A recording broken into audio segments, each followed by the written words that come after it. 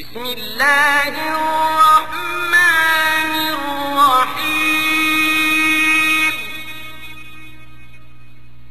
القارعة. ما القارعة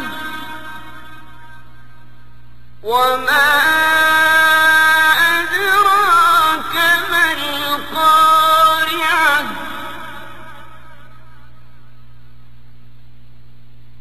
يوم يكون الناس كالفراش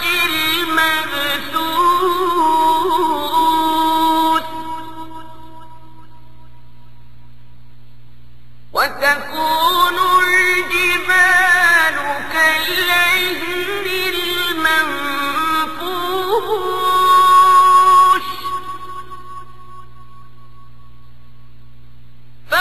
فأما من ثقلت موازينه